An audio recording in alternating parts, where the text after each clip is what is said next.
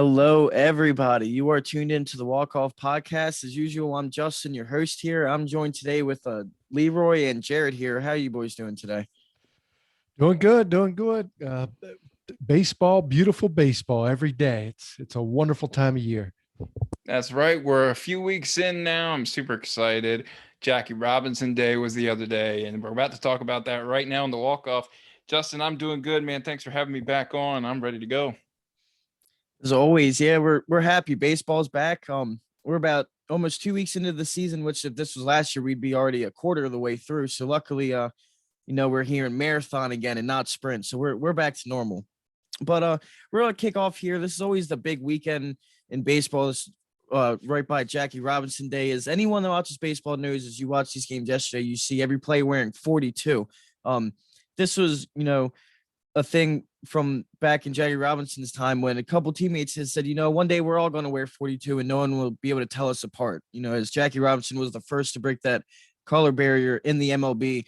As we all know, he's one of the most famous sports icons for that reason.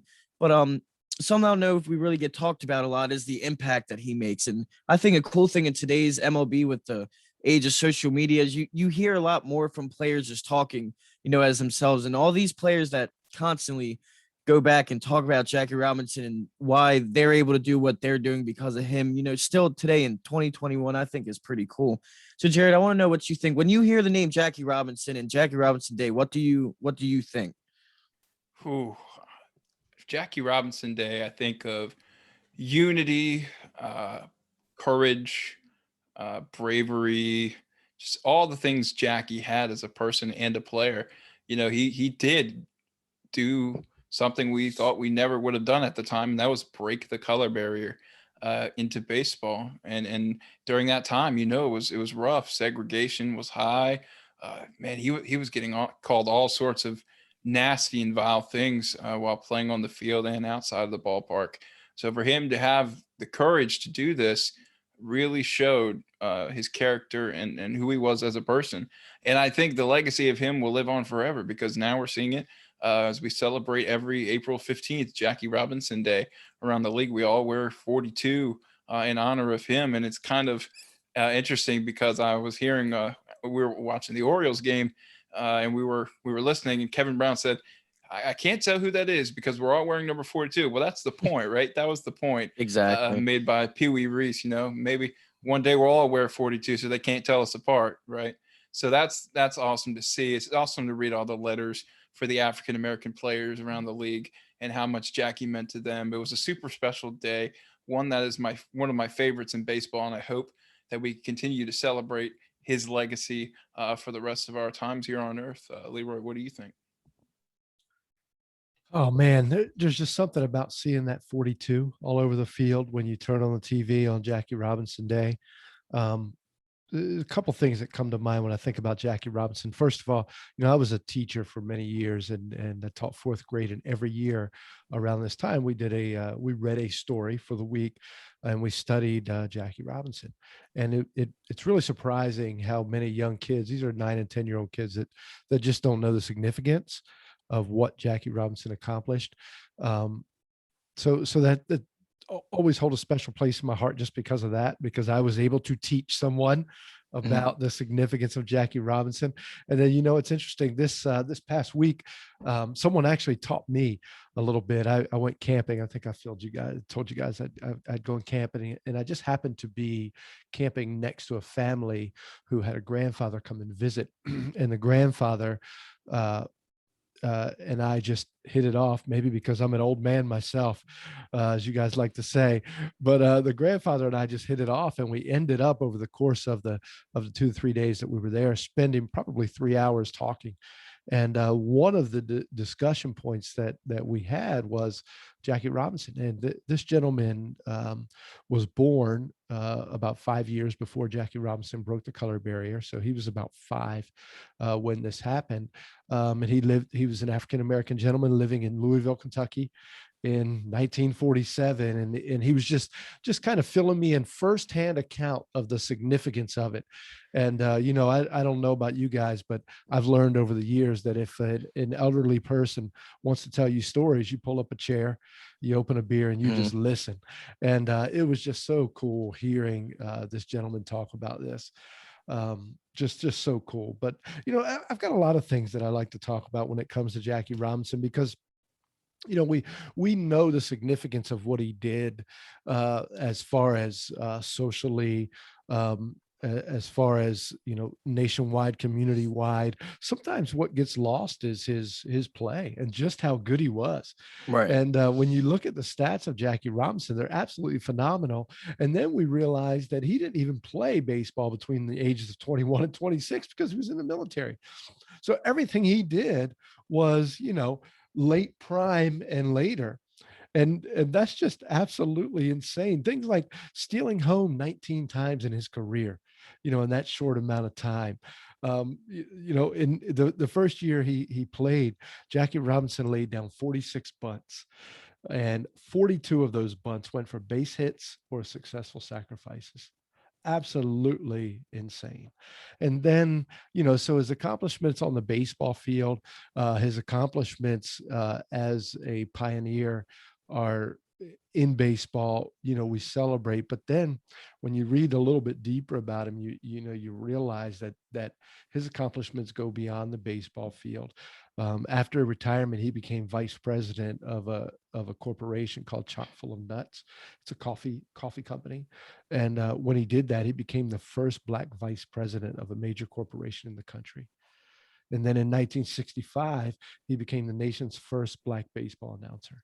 So Jackie Robinson's accomplishments and feats didn't just stop when he stopped playing baseball. They carried on throughout his life, and it just goes to show you what type of special person he was. So outside of Jackie Robinson and his accomplishments, this time of year and this day always kind of brings me back to thinking about also just the problem baseball has in attracting youth, in attracting people of color. And then, you know, you realize that, you know, obviously when Jackie Robinson broke the color barrier, the league was, you know, basically 100% white. And by 1970 or 1981, the league had become only 70% white and 18.7% Black, which was great, you know, progress at that time. But since then, we've just gone backwards. And the number of African Americans playing Major League Baseball has steadily declined since 1981. And by 2001, it was down to 12.1%. And today, it's just a touch over 6%. And, you know, 32 major league clubs. We have 2 African-American managers.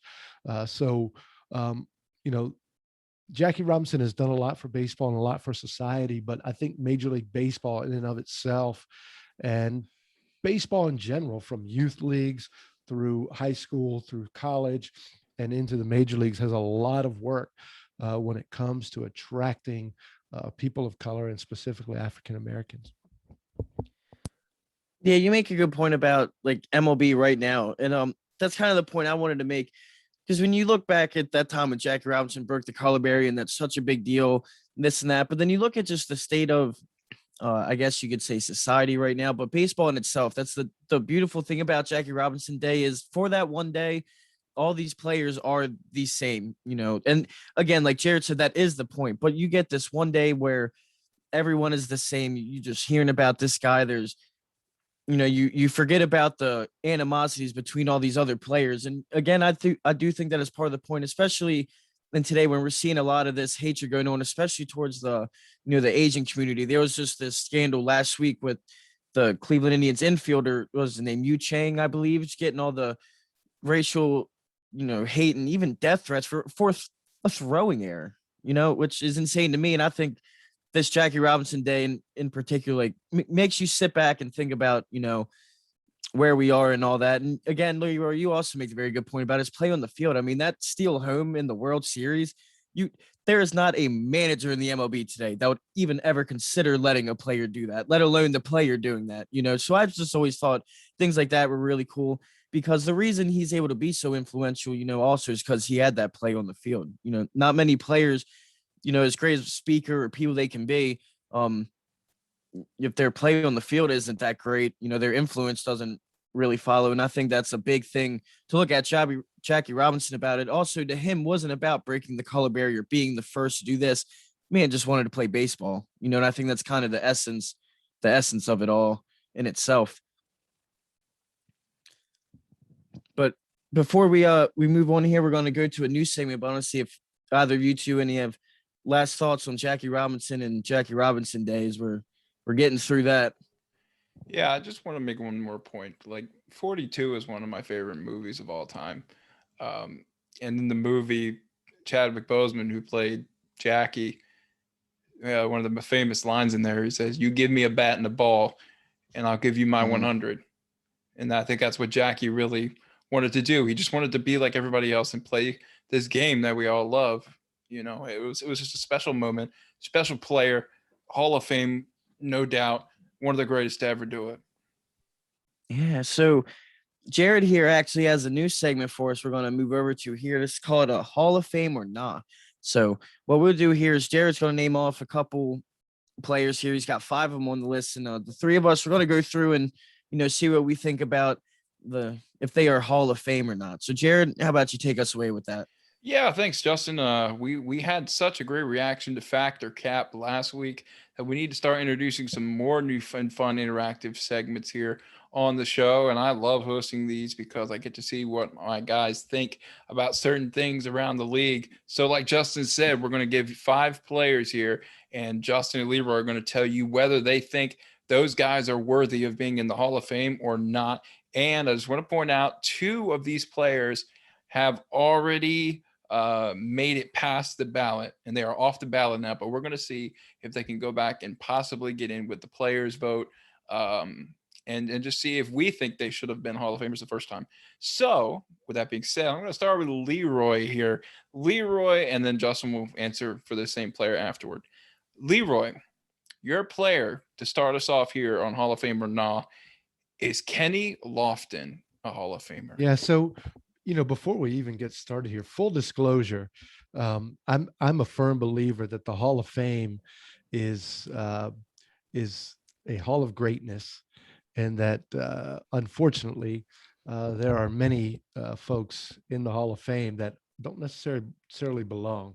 So, if I'm a voter, and I'm not, if I'm a voter, my standards are very high. Right. So, we've got guys that you're going to talk about that are kind of borderline. So if it's purely Leroy's decision, the answer is probably going to be no on most, if not all of them. However, I'm going to frame this conversation with what has been generally accepted as Hall of Fame material. Right. So, in my mind, the Hall of Fame is kind of broken into like 3 categories of players. There's your all-time greats that we all know, love. There's no question, no doubt that these guys are the hall of what's the best of baseball. Jackie Robinson being one of them. And then there are guys that are in the Hall of Fame right now that were just really good for a long time, and they've been Mhm. voted in as Hall of Fame. And then there are guys that were not necessarily really good, just good for a long time, but universally beloved by fans, sports writers, and teammates. So your Harold Baines, in my mind, uh, your Harold Baines, your Tim Raines, they kind of fall into that category. You're really good for a really long time, your Jack Morrises and things like that. So I'm just going to frame it with that. Okay, so Kenny Lofton, I'm lucky enough to have watched baseball, and this was probably my baseball watching prime was when Kenny Lofton was in his prime. So I'm lucky enough to have seen him and can vouch and verify that he was one of the most exciting players I've ever seen. You want to look at some of his stats: 4-time Gold Glove, 622 career stolen bases, 68.4 career wins above replacement. He's really, really, his stats at the time, stand out for a good number of years. Kenny Lofton, for me, kind of falls into this category of he was really good for a long time. So I start to think about what is Hall of Fame, what makes him a Hall of Famer? What qualifications? How does he stack up to the people that are currently in? Is kind of what I look at. And a couple of things. So you mentioned, people falling off the ballot, and Kenny Lofton fell off the ballot in 2013. And then I look at the class of 2013, who got voted in 2013. And I see some people that kind of stand out to me, like Edgar Martinez. Edgar Martinez got voted in 2013, and he has the same career above replacement number as Kenny Lofton does.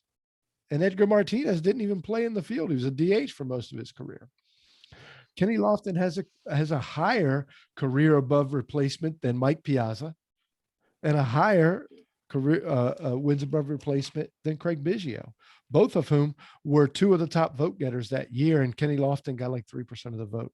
So sometimes you just have to scratch your head at these baseball writers and wonder, what in the world are you thinking? And maybe Kenny, I don't know. I don't remember this, but maybe Kenny Lofton just didn't endear himself to the baseball writers. And we know what kind of a fickle bunch they are. But he just, for whatever reason. So another thing I like to look at, and we're big fans of Baseball Reference, and Baseball Reference does this cool little feature where they look at a couple of things, and one of the things they look at is a player's 7-year peak period, and what their WAR was, their wins above replacement during that 7-year peak period. And for an outfielder, the average Hall of Famer has a 7-year peak period WAR of 44.7, and Kenny Lofton's was at 43.4. So right there, right really close to there. But I mean, Kenny Lofton played for like 20 years. He played for a long time. So if you're asking me if Kenny Lofton should be in the Hall of Fame based on what's currently in, I'm going to say yes. But in general, in Leroy's mind of what the Hall of Fame should be, the answer would be no. Gotcha. So a yes and a no from Leroy, but mostly a yes. Justin, Kenny Lofton, Hall of Fame or not? That is a tough one. I do have to somewhat agree with Leroy with like what he said about, being on the fence. And this is especially a guy we haven't seen since 2007 was when he retired. The longer a player goes without getting that voted in, it's harder for them to get in. Unfortunately, a lot of times you see like these players pass away, whatnot, and then they kind of, grab the attention of these voters again. But for a guy like Kenny Lofton, that was just very, very, very solid for a long time. I think it was 91 to 07. So it's that 17 full seasons. There's just a lot of numbers here that you see when I hear the Hall of Fame, what I believe that to be is you must be one of the best at your position in your respective time period. You're not going to go compare Kenny Lofton and what he did to, Jackie Robinson and say he's not a Hall of Famer because he's not as good as Jackie Robinson. We know that. Now, big thing when you look at that, there's a big part of the Hall of Fame in both. This is a big thing in, baseball and football is looking at how they stacked up to the time that they played in. When you look at Kenny Lofton and the time he played, especially as Leroy was saying in his prime with the Indians, he played on a couple of those real good Indian teams, one that beat the Orioles in the championship series, and then, eventually making the World Series next year. He was simply one of the best players in the league then. You'll get something that we don't see at all anymore now, stolen bases. From 92 through the next 5 seasons, he had at least 60 stolen bases in all of those seasons. That's incredible. That's something we do not see now here. The only thing that I get here, I think is an interesting stat to look at with him that does, turn me off a little bit with him is the OPS and the OPS plus. Now we know in defense, he was a fantastic defense outfielder, was always very fast. He was always a threat on the base path. But the thing was, he wasn't always on base all that much, And when we look at today where, this is kind of your average on base percentage now, then it was a little different.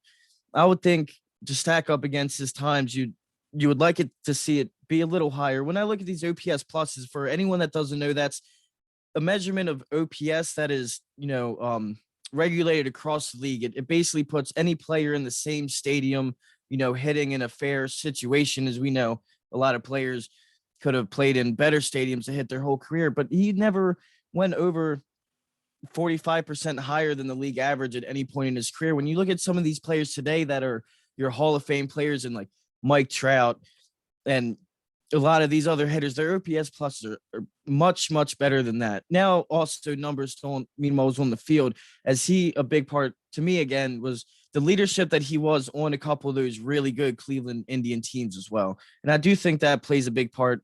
But for me personally, I would say no, because over the stretch of his career, a lot of his numbers did drop off, later in his career, especially when he started moving around, playing with a bunch of different teams. So here with Kenny Lofton, I do have to say no on that one, in my opinion. Okay, so we got a yes and a no for the first player on the Hall of Fame or no. That was one player, everyone listening out here. We have 4 more to go. Let's try to bring this in and get this to a nice time so we can finish the show on time. All right, second player, Todd Helton, the big Colorado first baseman. Justin, I'm going to let you go first. Is Todd Helton the Hall of Famer or nah? I want to say yeah with this one. I remember, Jared, we had that conversation a couple weeks ago, and we were just talking about all these underrated players we could think of. We both thought of Todd Helton immediately. He is a product of a guy that was stuck in Colorado for the entirety of his career. And that was a very long time. When you look at him, so with the career wins above replacement of 61.8. He has almost 400 home runs, a career batting average of 316 over a stretch of 15 years. That is very, very impressive to do, because not only does that show you're a good hitter, that showed you were a great hitter very consistently. And, that is a very important thing. And then, you look at some of these other numbers. I mean, this man used to hit 40, almost 50 doubles the first 6-7 years of his career, like it was nothing. That's just, that is an incredible stat. And when you compare it to today in this strikeout or hit home run league, a guy like that would absolutely take the league by storm, at the moment that we're in right now. Again, another guy just had the stretch of all-star seasons, just one after another and after another. He was on that team in 2007 when the Rockies went to the World Series. He's a big part of that team next to Troy Tulowitzki. Unfortunately, I almost still think he is underrated even in this aspect, especially today, as it's been, a decent amount of time since we've seen Todd Helton play.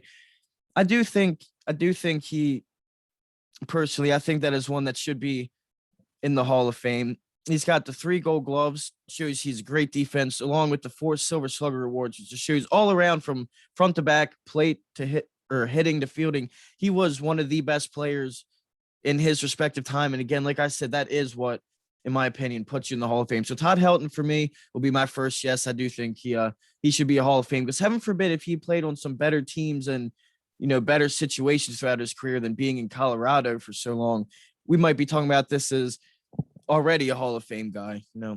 So Leroy, I want to know what you think here.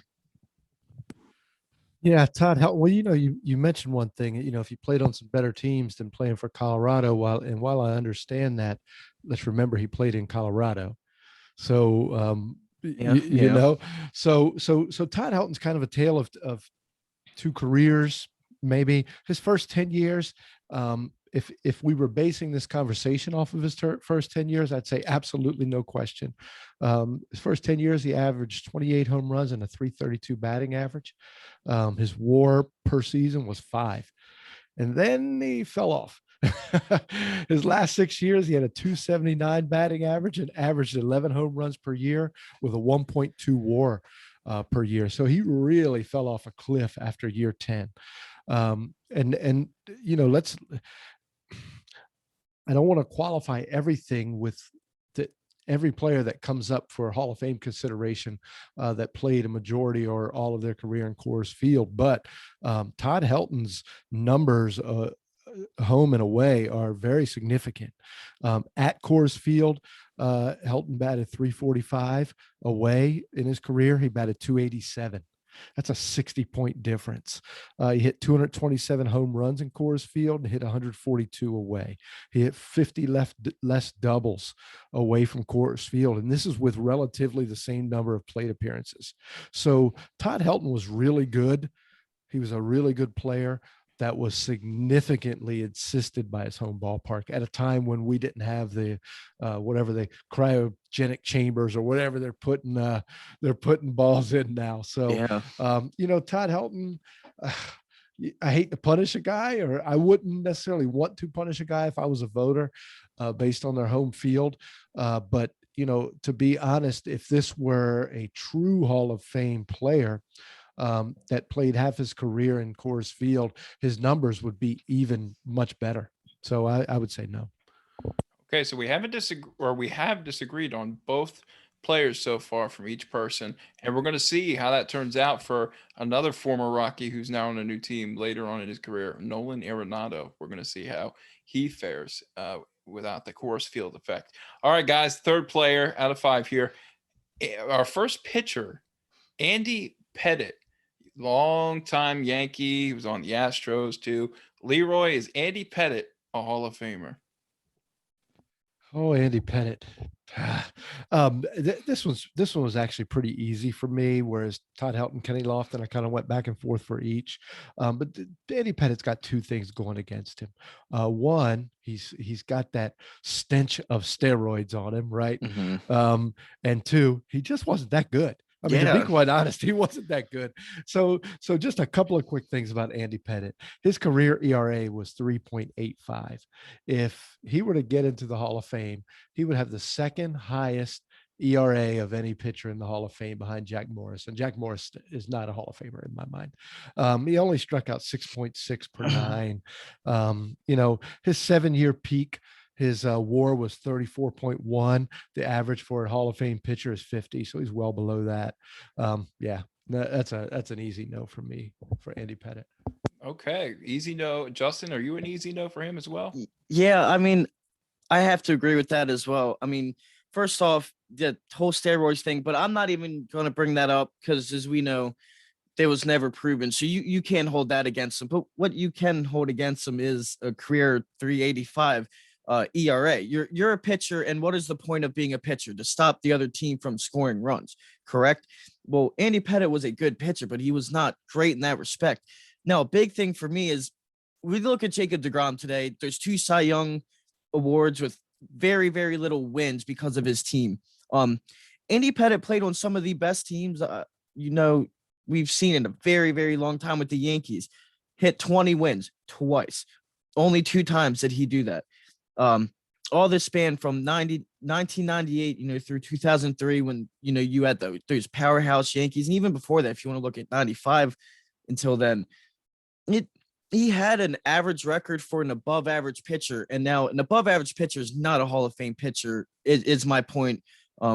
In saying that he's also someone who actually was a little struggle with the long ball as a pitcher as well. And that's something that stuck out to me. But Andy Pettitte, no, he's not a Hall of Famer. We've been watching MLB Network speak about that one the last couple of years. So I'll say no.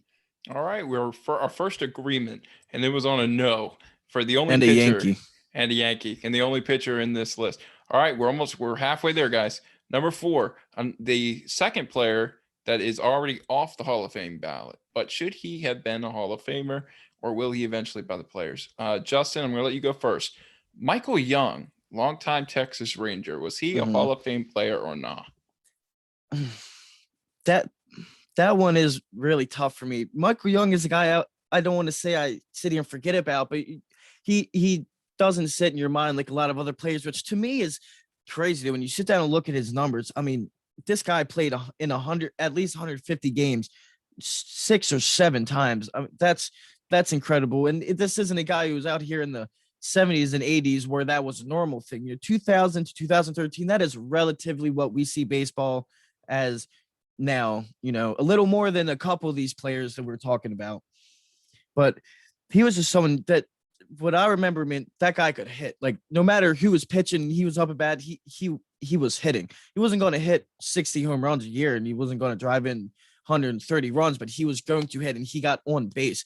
And that is a very, very important thing, especially as a player like this who's playing every day. Played a lot of shortstop, middle infield. You're getting a lot of at bats. For him to be able to produce like that and over the span of his career to still sit at a 300 batting average, I think, is pretty good. But look at the rest of that: 185 home runs. That's not great. The 2,300 hits. That's pretty impressive. He's less than 700 away from 3,000, which is, we know, if you hit that, you're probably going into the Hall of Fame right away.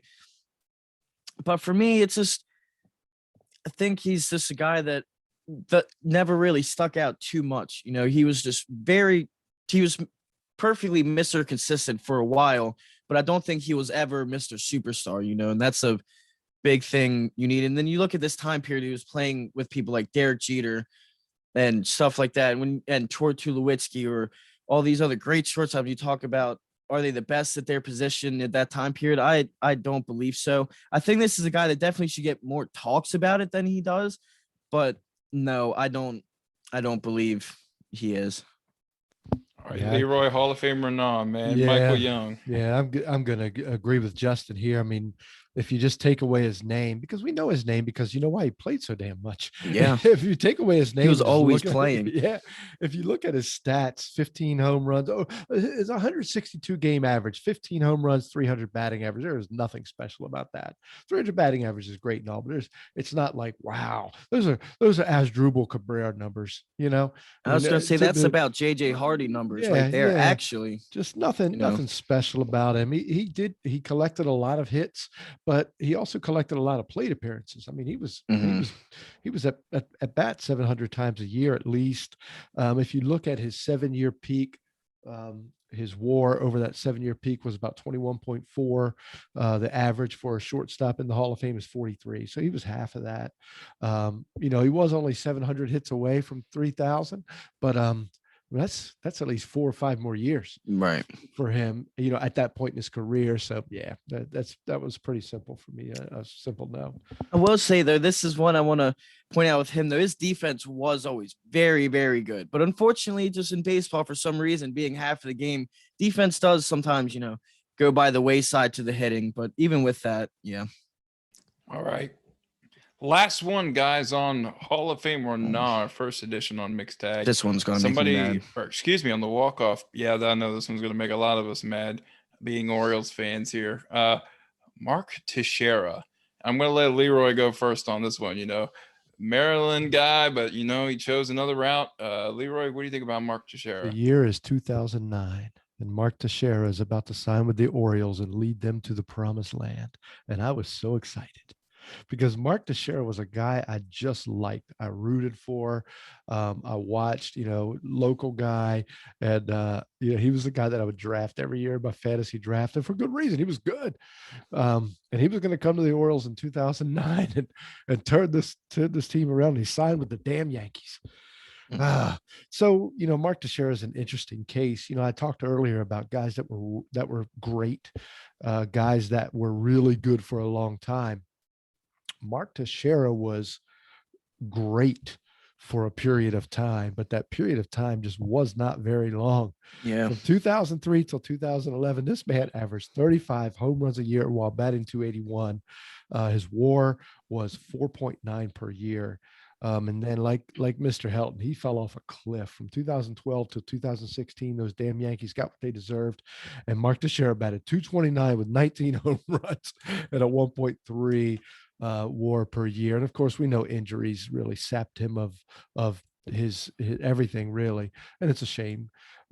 He's just, I talk about the 7-year WAR, and he did have a period where it was there, it was close to what it would be. Unfortunately, it was just fleeting for him. And I would say no for Teixeira. All right, Justin, I'm ready for this answer. Is Mark Teixeira a Hall of Fame or not? This one's always tough for me. You grew up, I remember back then, and I was young in 2009, and hearing about this guy when we were young. We like Mark Teixeira when he was in Texas and all that. Before he came to New York, he grew up in Maryland. I think he's from Annapolis. He went to school. I can drive to his old high school in like 15 minutes right now. But with that being said, that has nothing to do with my opinion on him as a player and being in the Hall of Fame. The thing with Mark Teixeira for me is he used to walk a crap. And there was a couple years where he almost had as many walks as strikeouts, which for a big home run hitting guy, that is something incredible, but he still really only hit home runs beyond that. He's not a guy that was a great situational hitter. He wasn't the guy when you had down to your last out and you needed someone to get on base, besides these walks. He really wasn't that guy. Defensively, he was pretty decent, but then later in his career, from what I remember, just played a lot of DH as well, and played DH in a Yankee stadium that supported power hitters. Again, the stadiums are built fairly enough that it makes sense, but when you look at him, he never really was eye-opening with his batting average. He had a couple years he was around 300, a little bit under 280 is a good batting average, but no, that is not a Hall of Fame average. Yes, he had a lot of home runs. He had a great OPS, but again, a big part of that did come from the walks. If you take out a fraction of those walks, and not even say he'd strike out in those plate appearances as well, his OPS and career OPS would be a lot lower than it is. And then for what it's worth, again, I like going back to this. Was he the best in his respective time period in that position? Absolutely not. I don't think that's a question, and that plays a big part of that. And then, of course, when you're playing on a lot of these good Yankee teams, as he was first. I think that was the first year he was with the Yankees and they won that World Series. He also had a lot of help around him. There was a lot of players on that team you didn't want to pitch to. Eventually, you got to pitch to Mark Teixeira, and then you're playing in Yankee Stadium 81 times a year. 7 to 10 of his home runs at home every year would be flyouts in a lot of other stadiums. And what Leroy was talking about here with an average of hitting 35 home runs a year, a big part of that is being, that kind of hitter and, where he played. So I say no. I mean, he's under 2,000 hits in his career and almost 7,000 at bats. That's something, if you're looking at a Hall of Fame player, especially one that's known for hitting, you'd think that would be a little higher. 268 average all time. That's not bad. Again, that's not Hall of Fame. The only number here that sticks out to me for Hall of Fame numbers could be his 409 home runs.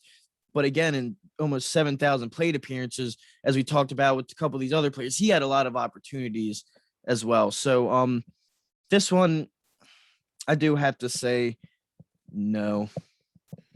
I would say no. That's okay. It's all opinion based.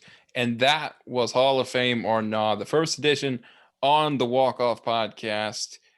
And thank you guys. That was awesome. You gave some great insight there. But Justin, I would hand it back to you. But it's time for my part of the show, the seventh inning stretch. And as we do every week on the Walk Off, we start our seventh inning stretch with our weekly trivia question. Leroy is still holding the lead with 3 points, right ahead of Justin and Davis, both who are at 2. Let's see if Justin can tie or Leroy can expand the lead. Here we go, guys. Fernando Tatis Jr. hit a single in his first big league at-bat. Which pitcher served up that hit? Think about it. I remember him getting that hit, but I don't remember who was pitching.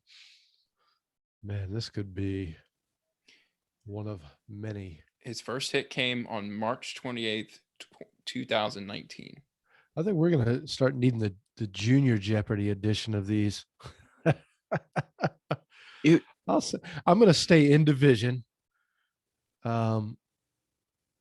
because the chances are that it would be most likely in the division. And I'm going to say Walker Buehler. And it's just an absolute guess.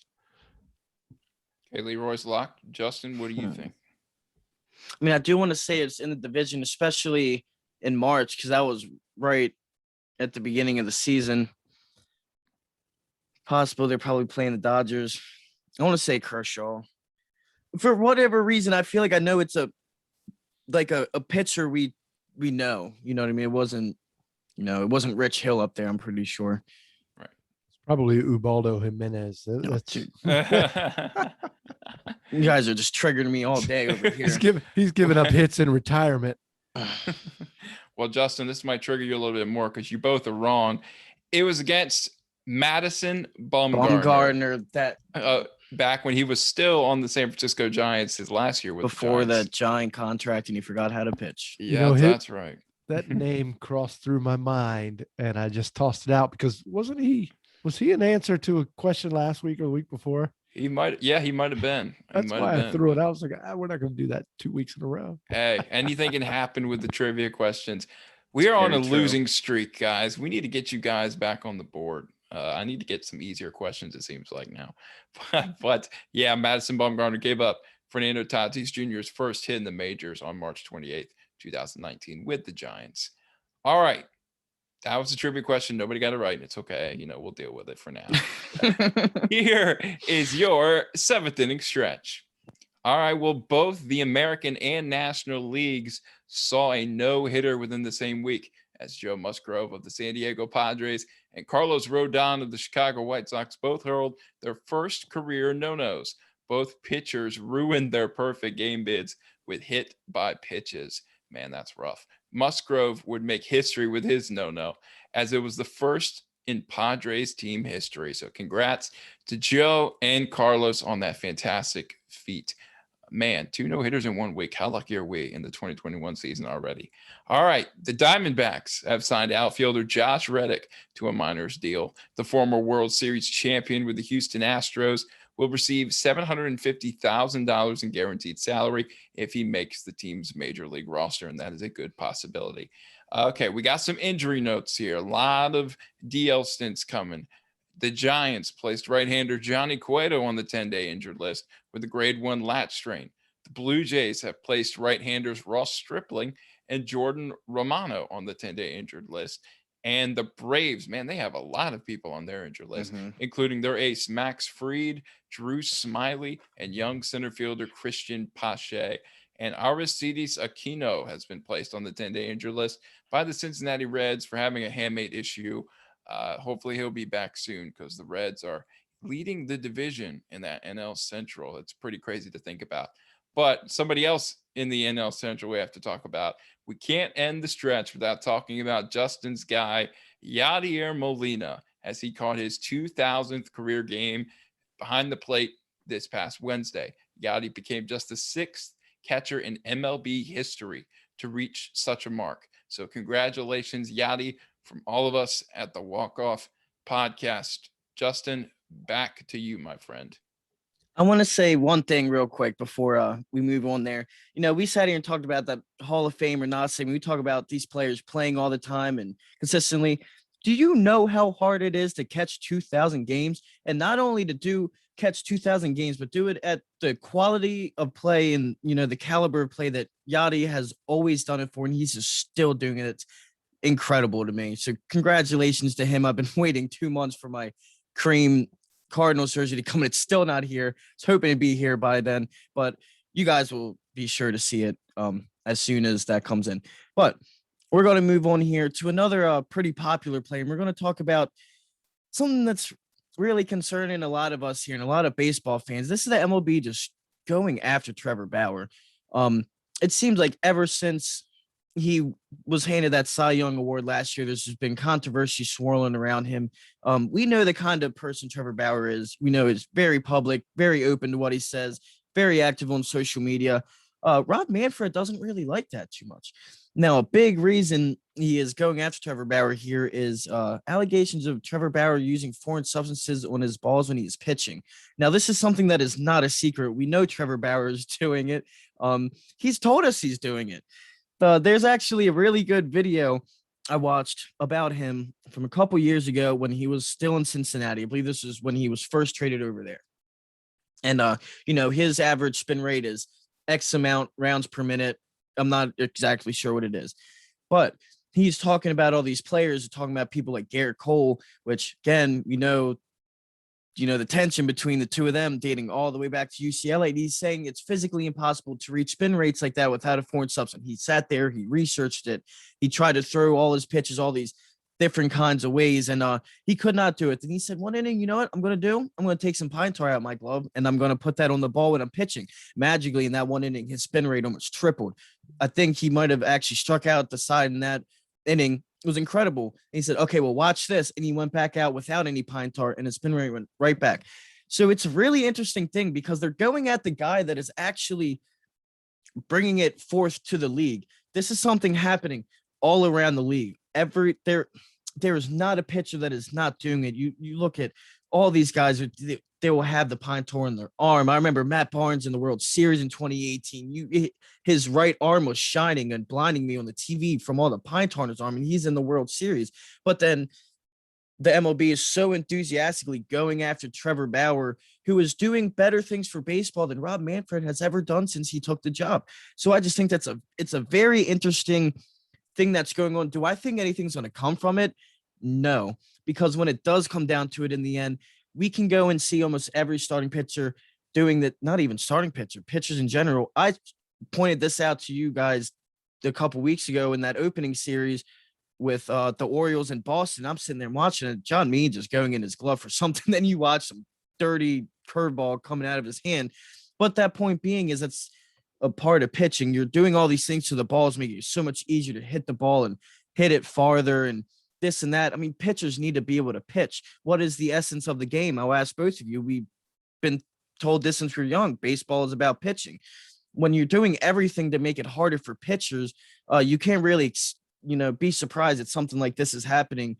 And just because of, Trevor Bauer and his public figure and Rob Manfred's animosity toward him for being an awesome human being and a pretty good pitcher, he's going directly at him. And it's, as you can see my emotion, I think it's a pretty bad sight for baseball, not for Trevor Bauer, not for the rest of the pitchers, but this is something they need to sit down with this guy and figure out, So before I keep going, because I will go all day about this, I'll go to you, Leroy, and let you go the rest of the time.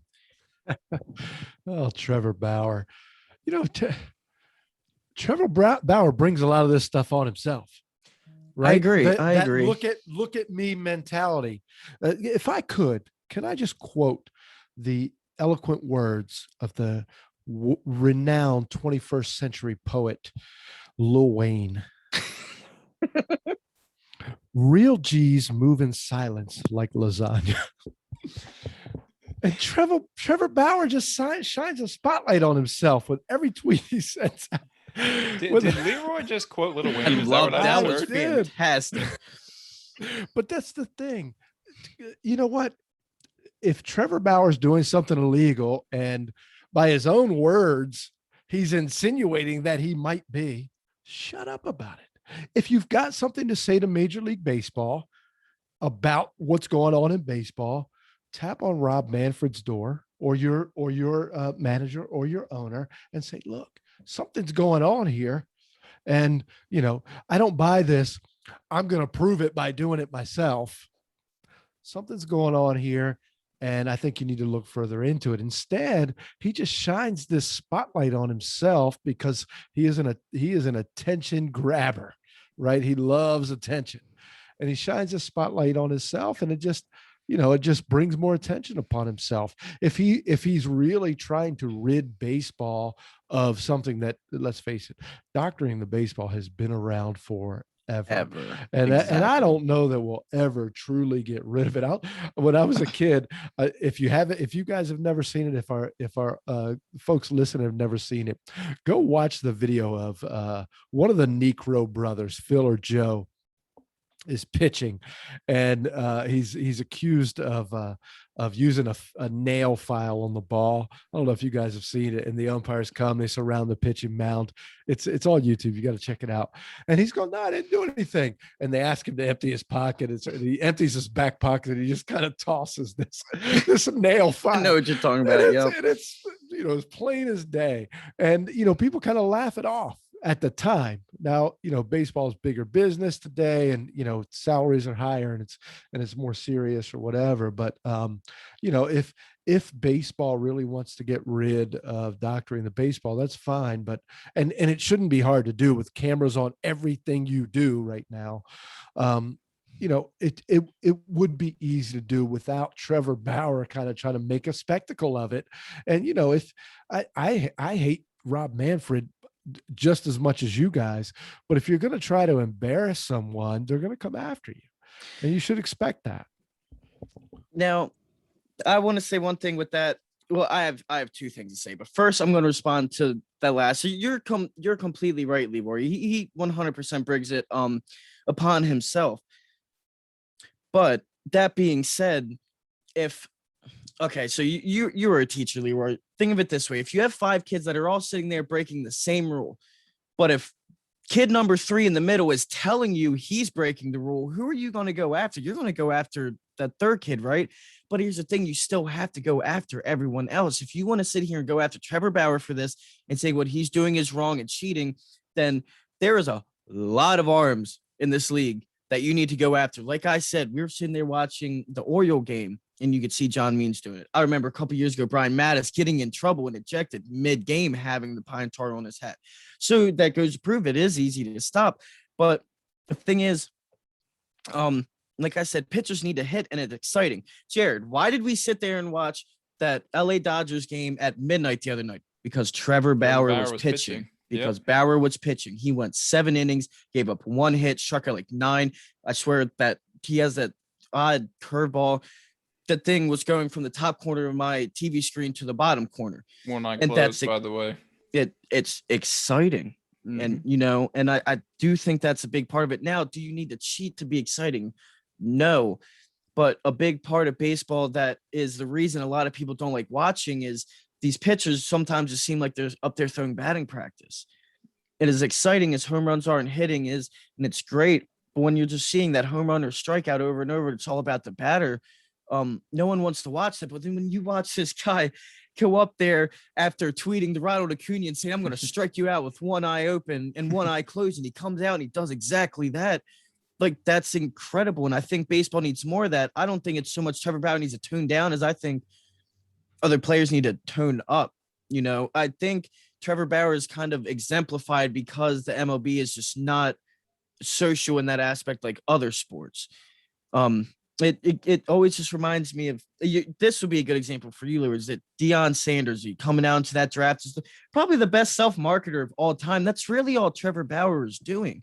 Mm-hmm. But he's slated as a bad guy for doing it, while everyone else that is doing the wrong things that he is are being ignored because he's not doing the other things that the league just doesn't like his vlogs and him being very vocal on Twitter with his agent and, his funny shenanigans on the mound.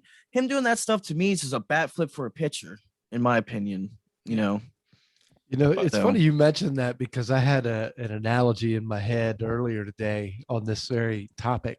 And there was a time in my life for several years when I was an assistant principal in a middle school, probably at the same time you guys were in middle school, or even before you guys were probably in way to date school. Yourself, Leroy. Whatever, I don't care. I do that every day with this gray beard. But if you know anything about assistant principals in middle schools, your number one job is discipline.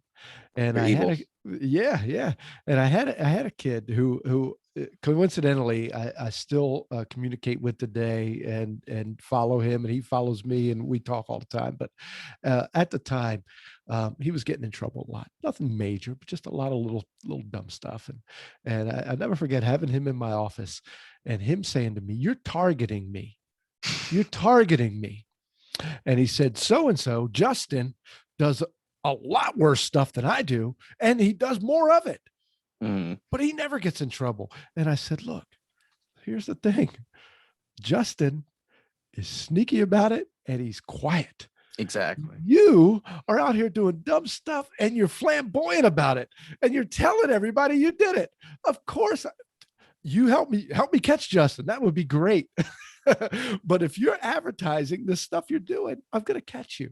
And I don't know whether that talk meant something and he changed his life and changed his behavior, or whether he just started being sneakier about it. But he hardly ended up in my office after that. I just think very good point. Really quickly before we end the show, guys, I just think if you're going to ban substances on baseballs, do it. Like, don't fiddle around. Are you going to do it or are you not going to do it? Because when was the last time you guys saw the umpire crew go to the pitcher's mound and eject somebody for having something on their glove or on their wrist or whatever? Brian Mattis. That's Brian the last one I can think of. Michael Pineda had it on his neck, and Will Smith had it on his arm, I believe. I don't remember the last time somebody really went out there and did it. So if you're going to do it, do it. I will say Manfred has, and not just Manfred, the entire league, MLB, Major League Baseball, have been after Trevor Bauer for the longest time now. On his vlogs, he's gotten so many letters saying that if you don't stop doing this, if you don't stop wearing that, if you don't stop promoting this, you're going to get suspended. So he's worn different belts, socks, shoes that apparently have not been approved, quote unquote, approved by Major League Baseball. So this is just another thing. And yes, Bauer is a show off. We can all agree that he likes to show off a lot, and that's okay. And then that's just his style. And whether you like it or not, he does it and he does it and he backs it up. At least the past 2 years, he's backed it up. So that's what I have to say about Trevor Bauer. I personally love his vlogs. I think they take you deep Yes. into the world of baseball and everything in between. So I love his vlogs. I like him. Don't like the choice he made by going to the Dodgers. But guys, tonight, while we end the show here, the first matchup of the year, Dodgers at Padres tonight. I am so excited for this. Can't wait to see it. Yeah, like we said, that Trevor Bauer guy, that's some must-see TV. You definitely don't want to miss that. And coming off his last start, me and Jared sat there and watched. God, he was just, you watch him like that and you think like, go do your dance. You do what you want, you know. Do 'cause the McGregor strut off the mound. Do it. he does that little, I don't know what is that to McGregor's story. It looks like he's doing the Bernie off the mound, but that's great. I like seeing that from a guy like that. He's going to get beat up eventually. That's the thing. And one of my biggest things with this is, even with these doctored balls, you're still going to get beat up, you know, it's going to happen. And the Padres pose a good threat, you know, to do that. But we're going to have to keep a very close eye on this Trevor Bauer situation and see if it even escalates into anything else. Personally, I don't think we see anything that's going to happen greatly during the season unless it's, you know, going to the mound and pulling that player off the mound and suspending him on the spot. But something I don't think is going to change for the moment. They're going to also keep playing with the baseball also. Before they stop a pitcher from doing it, they're going to see if they can make a baseball that, you know, kind of counteracts that. So we'll see how that goes. We'll see how it goes this season with the more dead baseball. Maybe see if that, you know, stops players from needing to do it, as they purposefully raised the stitches on these new baseballs I think was a clear point from the MLB to try and stop these people doing it without having to come out and saying, you're doing this and we're doing this to stop you. So definitely will be interesting. But for today, you know, that is all we have for you. We had a lot to talk about. Got a little excited over here talking about Trevor Bauer and my guy Yachty, but that's all in good fun. I thank both of you for joining me here today. As always, it's fun, but for now it is time to walk it off.